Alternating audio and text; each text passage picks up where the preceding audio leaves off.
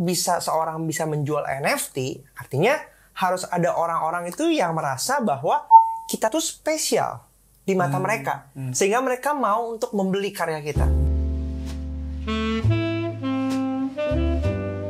Hey guys, welcome to Home for Creators, tempat creators tumbuh bareng. Di sini seperti biasa udah ada Mas William. Hai.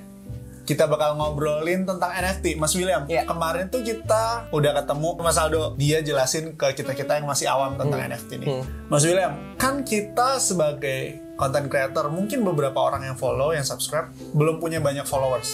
Belum punya community yang besar, belum punya audiens yang gede gitu. Emang bisa ya kita mulai NFT gitu?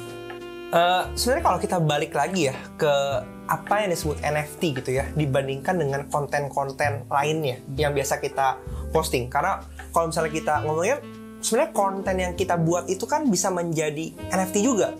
Tapi apa yang membedakan konten yang biasa kita posting secara gratis dengan NFT yang harus dibeli? Yaitu kan eksklusivitasnya. Nah, jadi untuk bisa seorang bisa menjual NFT, artinya harus ada orang-orang itu yang merasa bahwa kita tuh spesial di mata mereka, sehingga mereka mau untuk membeli karya kita.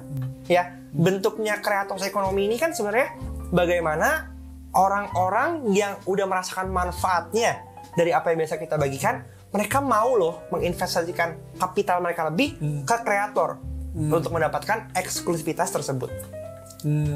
Jadi balik lagi ke esensinya bahwa NFT itu diperuntukkan untuk membangun engagement yang lebih kuat dengan para audiens, bukan untuk membangun engagement layaknya biasa-biasa aja kayak gitu.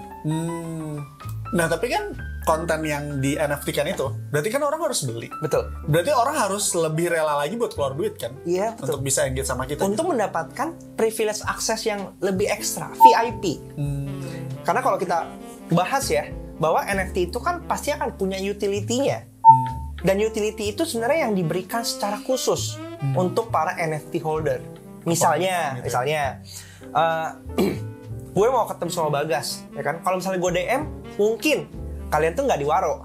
Tapi kalau misalnya kalian punya NFT-nya yang mempunyai akses untuk bisa ngobrol sama Bagas via DM, maka Bagas secara otomatis akan memberikan treatment VIP untuk para NFT holder yang punya akses untuk DM ke lu. Kayak gitu. Jadi memang akhirnya orang membeli akses dari NFT yang mereka beli. Jadi memang ketika seseorang itu udah punya fanbase-nya, ya kan, kita mau nih dapetin karya eksklusif. Nah, disitulah orang mau willing untuk membeli NFT. Di samping rarity-nya, di samping eksklusivitasnya, tapi ada karya seni yang mereka beli, kayak gitu. Oke, berarti karya seni dan akses ke kita sebagai kreator. Yes. Wah, menarik. Jadi benefitnya banyak sebenarnya buat orang yang beli. Betul. Untuk VIP ini jadinya ya, disebutnya sebagai VIP karena mereka adalah orang-orang yang mendapatkan extra privilege untuk bertemu dengan si kreatornya karena sebagai NFT holder gitu. Bahkan di sesi F2F kita bareng sama NFT.com justru dibilangin bahwa orang yang punya NFT dan orang yang punya NFT itu seakan-akan tuh punya social currency yang berbeda.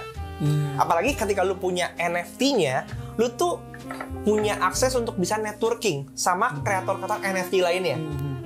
Jadi untuk bisa jadi NFT kreator pun sebenarnya lu harus punya NFT dulu, ya kan? Supaya lu dipandang. Oke gitu. Kita cuma sebatas jual NFT-nya nih, karyanya doang. Tapi di balik itu kita bisa jual hal-hal lain di balik NFT itu sendiri ya. Berarti tergantung pintar-pintaran kita ngejual dong.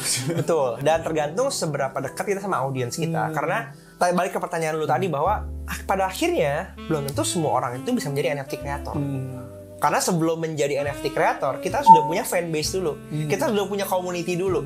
Kalau kita no one, basically siapa yang mau melihat kita kan gitu. Dan even karya kita bagus, tapi juga nggak ada keterikatan. Jadi visibility-nya akan lebih rendah dibandingkan kita mempunyai community yang kuat.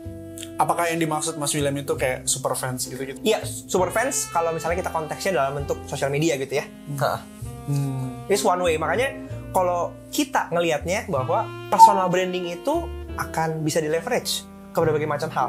Termasuk dalam sisi menjadi NFT creator. Karena fokusnya gimana kita punya visibility, punya credibility, punya trust, sehingga audiens itu percaya dengan karya yang kita hasilkan nantinya.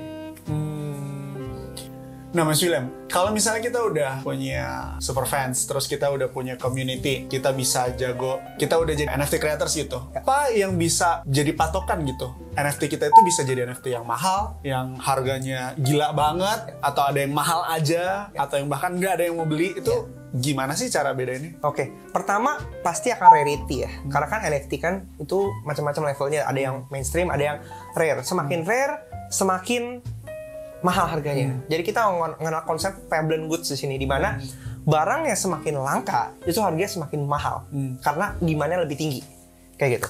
Kemudian harus ditambah juga dengan utilitas sebenarnya.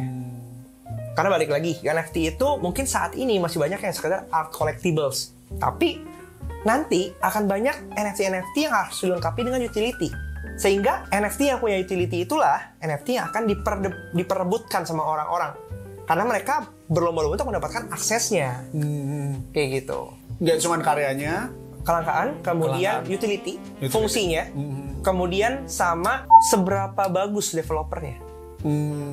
Itu karena ada NFT yang dia tuh untuk gaming. Jadi kan jelas tuh abis dia bikin NFT-nya, kemudian buat apa? Iya, dipakai buat apa? Ada developer selanjutnya adalah bikin gaming. Jadi NFT yang kita pakai itu bisa dipakai buat nanti di gamenya.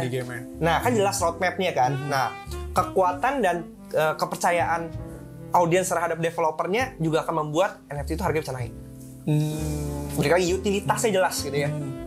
Nah buat orang-orang udah transaksi NFT, kita yang jual juga, itu udah ada perpajakannya belum sih peraturannya? Bakal kena pajak nggak sih Mas? As for now belum ya, karena transaksinya kan juga via website luar gitu.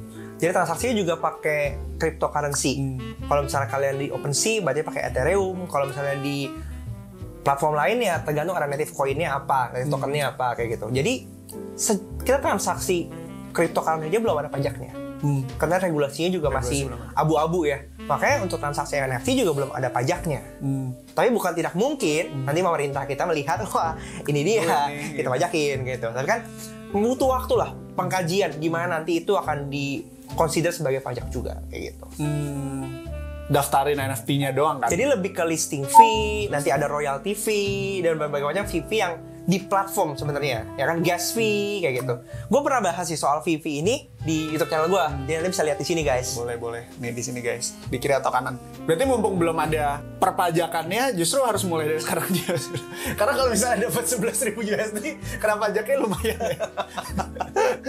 Ya sebenarnya better early than to be late ya. Tapi balik lagi disesuaikan dengan kondisi kita masing-masing sih. Nggak ada keharusan lu tuh harus nge-push diri dulu untuk langsung terjun ke sesuatu yang lu belum tahu.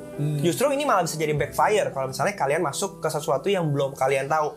Pelajari dulu perlahan-lahan ya, sambil dinikmati apa sih tren-tren yang ada, terus gimana caranya. Karena kan di Home for Creators pun kita menyediakan platform untuk belajar bareng-bareng, terutama untuk mengetahui tentang NFT bersama-sama ya. Jadi buat teman-teman yang belum join ke Discord kita, silahkan join Discord kita. Karena akan ada regular session training bagaimana kita bisa menjadi NFT creator.